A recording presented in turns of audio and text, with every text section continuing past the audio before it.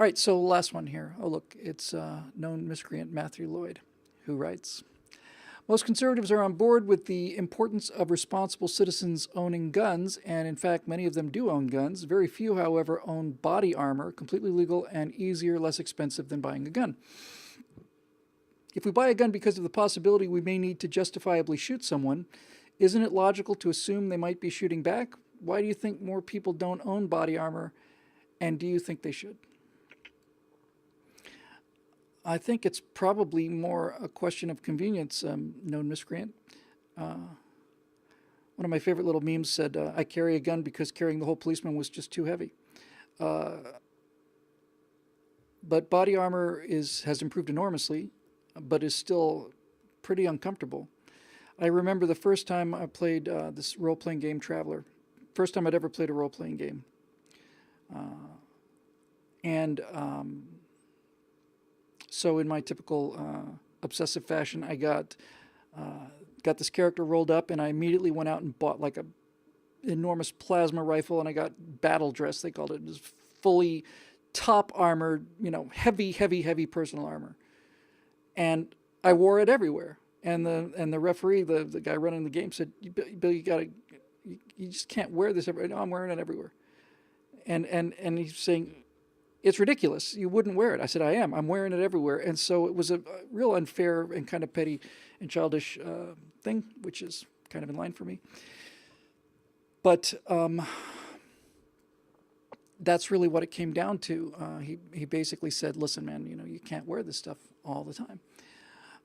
So I think the issue is largely that of convenience. And besides, Matt, if I'm getting shot at, I don't want to be in a position where I'm hoping the guy will hit me where my armor is. I just prefer not to get shot at in the first place. I think the reason that the guns are so much more popular than the body armor is that guns deter crime while body armor does not. If a guy's determined to break into my house at midnight and I'm wearing a steel corset, that's not likely to slow him down. But if it looks like I can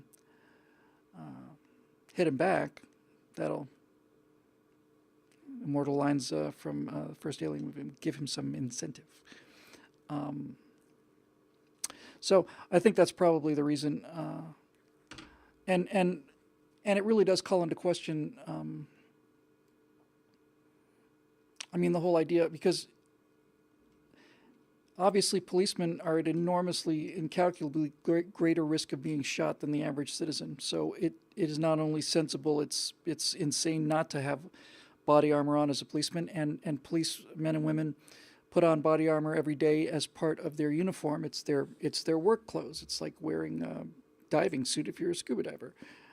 That's what they wear because they are exposed to that level of risk. The chance of us getting murdered in this country is exceedingly small, and the chance of getting murdered in America by a handgun, if you are not intersecting with the criminal world on some level, is essentially zero. It's so close to zero, it might as well be zero. For a period of time, it's not something I'm terribly proud of, and it's not really got to do with me. I just feel a little self-conscious about talking about it because it's one of my brothers, but one of my brothers for many years was hanging out with people who were not very good people. He was never doing drugs or anything like that. He just had a bunch of friends that were just not good people.